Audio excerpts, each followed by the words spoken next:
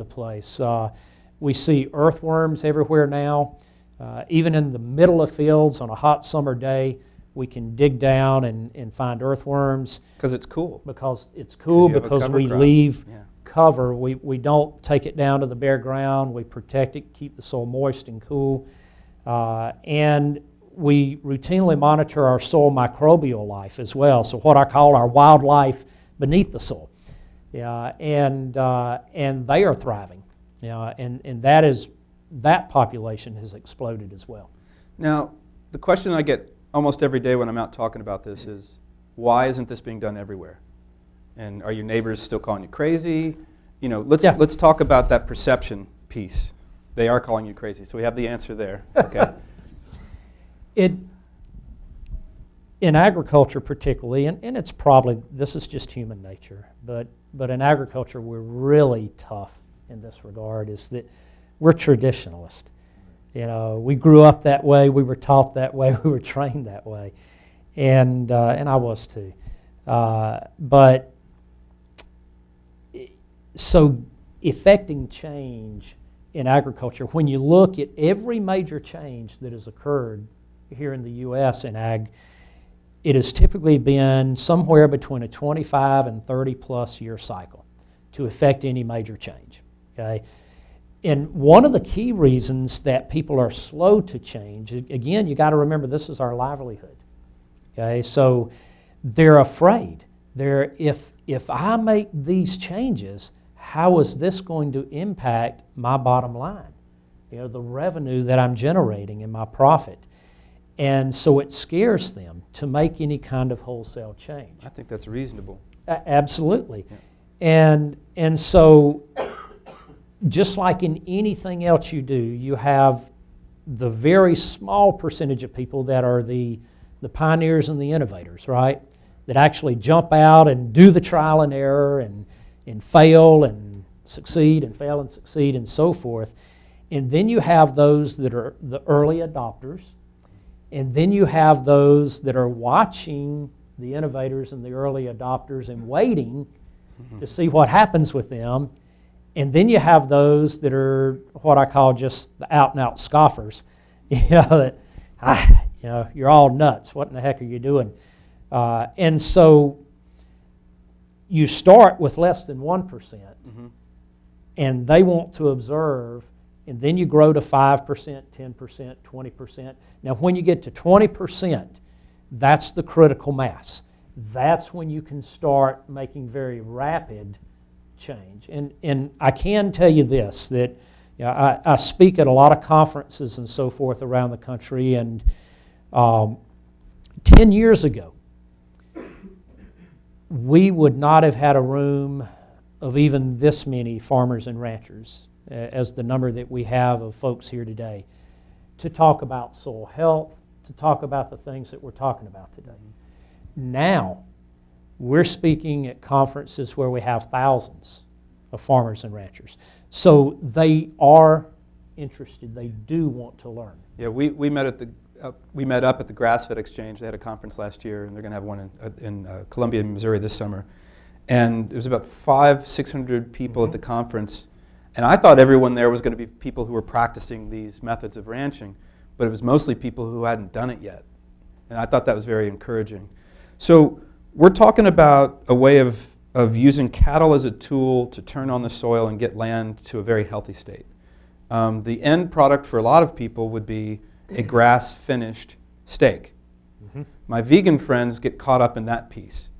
And I say, you want cattle on your land if you're growing food, whether you're going to eat the cattle or not. What do you say about that? Because that's what I say, and I'm asking you now.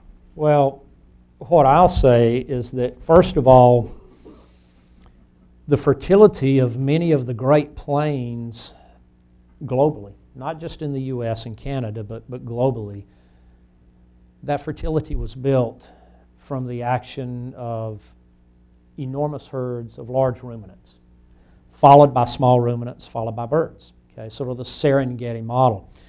And when we started practicing agriculture on a large scale, and particularly when we started fencing everything in and animals no longer were free to roam and just graze wherever, like the bison in the U.S. were. Still in packs, but moving Right, on their own. right. Predators chasing them. If you look at the way that, and it doesn't matter whether we're talking about bison here, or we're talking about wildebeest, or any large ruminant around the world, they were obviously impacted by the action of predators, so that kept them, for sheer protection mechanism, congregated or mobbed up, so to speak, and they were grazing forward continuously.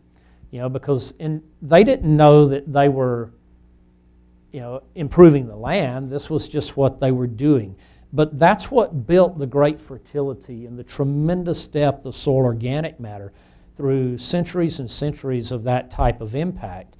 And we found that, unfortunately, when we started plowing all this up and everything, we started losing a lot of that carbon, sequestered carbon. We started losing a lot of our organic matter, and most of you have probably seen the figures today that we're averaging around 75 billion tons annually of global soil loss, and over 7 billion tons in the U.S. alone. Let me wedge into that one. I was in Ames, Iowa at Iowa State, and was speaking with some folks from the USDA. They said for every pound of corn grown in Iowa, they lose a pound of soil. And I see some friends who know this nodding their head, so just for the folks at home. Okay. Yep.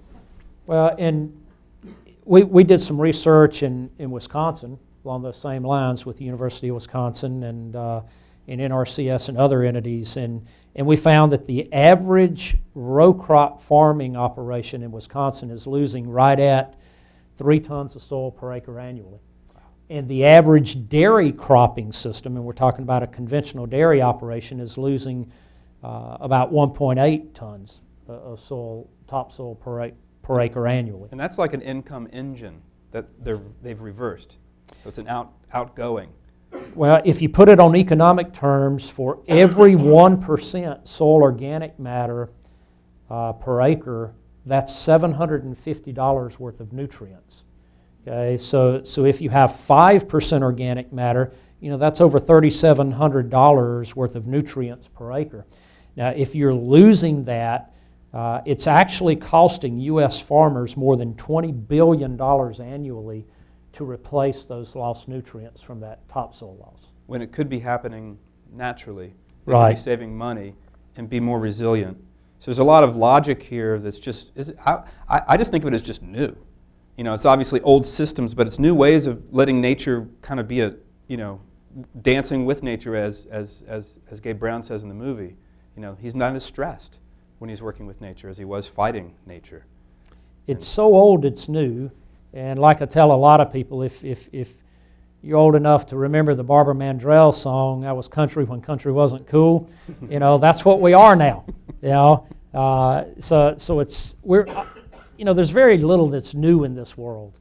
All we're doing is we're reaching back and finding ways and sort of retooling or retailoring some of the practices that were used centuries ago.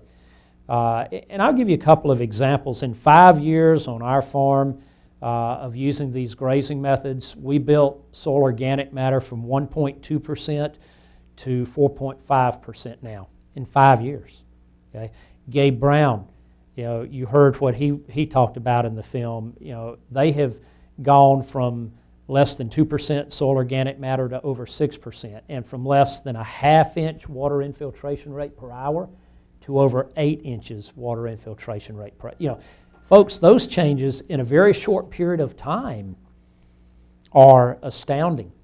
And to be honest with you, and again, from an academic standpoint, if I think about this as a scientist, it's actually hard for me to wrap my mind around that, because we've believed for a long time that those kind of changes would take centuries. And we're seeing them in years, a few years. Yeah, tell me something you probably learned in school, let me know if I'm right. It takes 1,000 years to build an inch of topsoil. Right. That was something you were taught, right? We sure were. And then what I'm saying is maybe if you're a glacier, it'll take you that long, but if you're Neil Dennis, it's taken him about a decade, Exactly. or even less. Exactly. Because on Neil's ranch, you can dig a hole in the ground. He could say, 4 years ago I put a whole bunch of hay down. You can see that hay in the layer, and then you can see the soil on top of it. Why don't we open it up for questions now? There's so much I want to talk about. And Susan, hold on one sec. Let's get the mic to you. Hi, I'm going to actually just ask a quickie and then the real question. One, do you work with Brent Bailey, 25 by 25? No. He's based in Jackson, so Okay. later I'll Okay. connect you guys. Yeah, He'd great. love to talk to you. My question is actually buttons onto what you guys were just talking about, soil development. And I'm an anthropologist, and archaeologists recognize that human beings actually create a lot of dirt.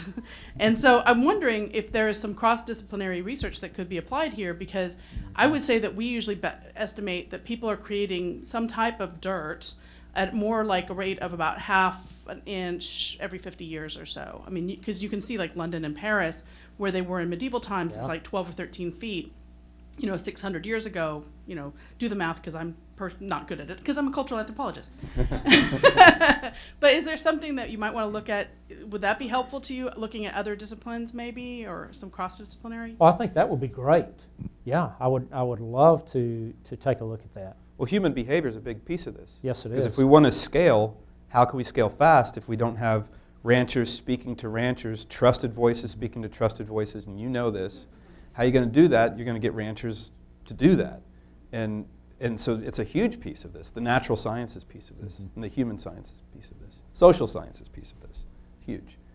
Any other questions? Okay, we've got some in the back. Hi. I'm a PhD student at Washington State University, Julian Reyes. I love the video, by the way. I love the little precipitation gauge by each of the three people. I think that was great. Anyways, how do you reconcile this method with what's happening in the Intermountain West, where there's the invasive annual grass, cheatgrass, right? And so there's that vicious cycle where there's more soil disturbance, there's actually more cheatgrass. And so I was just wondering if you've looked at this method in that area and or have farmers found that this method works in the Intermountain West, for example? Yeah, actually, and that's a very good question. But actually, we have quite a few clients in the Intermountain West, and then going on down into Nevada and Utah and New Mexico, Arizona, and so forth. So you're absolutely right. However, again, it all has to do with the specific grazing methodology. Okay. What we have found is that we can accomplish the exact same things that we've accomplished, whether it's in Mississippi, whether it's in Saskatchewan, or in North Dakota, as was shown in the film, but in the Intermountain West and even in the more arid regions. We've done a lot of work in northern Mexico,